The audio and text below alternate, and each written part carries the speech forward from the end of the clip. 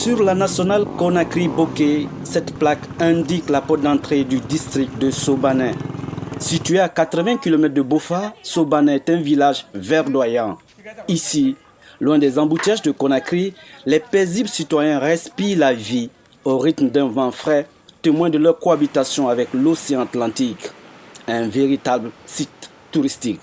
Nous sommes ici au port de pêche de Sobané, un port de pêche où la RTG a l'honneur. Pour preuve, une pirogue porte son nom et c'est le numéro 1 des pirogues ici.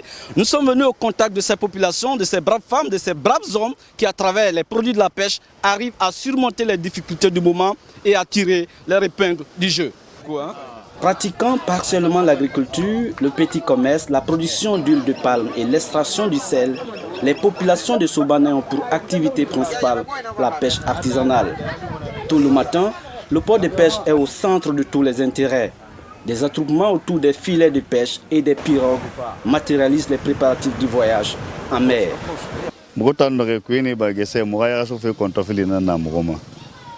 Tôt le matin, notre souci premier est de s'apprêter pour aller à la pêche. Des fois, nous y retournons avec beaucoup de poissons. Et parfois, ça ne marche pas du tout. Mais ce n'est pas souvent très mauvais. Grâce à Dieu, on trouve notre nourriture du jour. Nos difficultés se résument au manque d'équipement, filets de pêche, pirogues et surtout les gilets de sauvetage.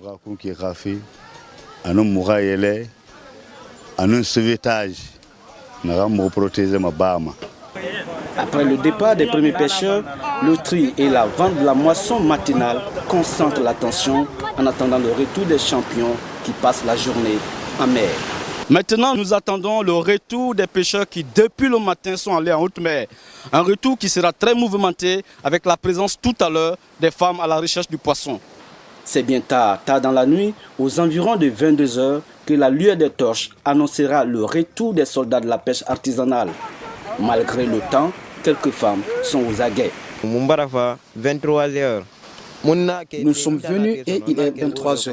Les poissons sont dans la pirogue là-bas. On les vend aux femmes 5 à 5 000 ou à 10 000 francs guinéens selon la qualité. Après tout, par jour, notre intérêt varie entre 300 à 400 000 francs guinéens.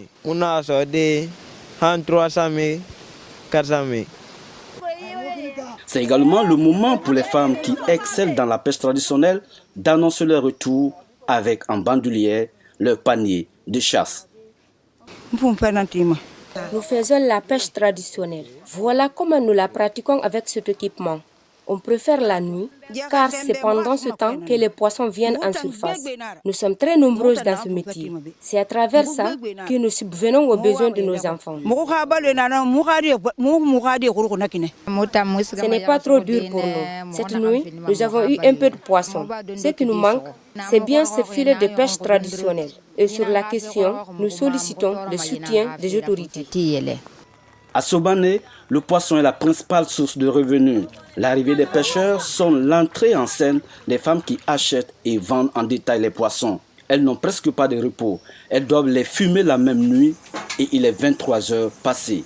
Dans la chaleur des fours, le travail du poisson est pour ces braves femmes une passion malgré quelques difficultés. Après l'achat du poisson au port, notre travail est de le sécher et de le fumer pour le vendre en détail aux commerçantes qui viennent de Conakry et environ. Là-dessus, avons souvent quelques intérêts de 20 000 à 30 000 francs guinéens.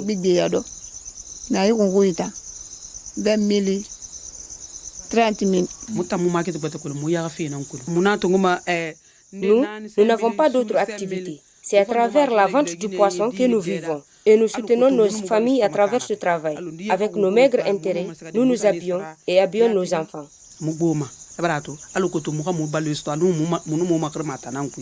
La fumée et l'odeur qui se dégagent de cette cabane de séchage du poisson, aussi bien ici que n'importe où dans le village, mélangée à la fraîcheur suave que la mer offre à l'atmosphère, font de Sobané un village de pêcheurs où il fait bon vivre. Un village où les produits halieutiques permettent aux populations de braver les difficultés socio-économiques de l'heure et de subvenir à leurs besoins.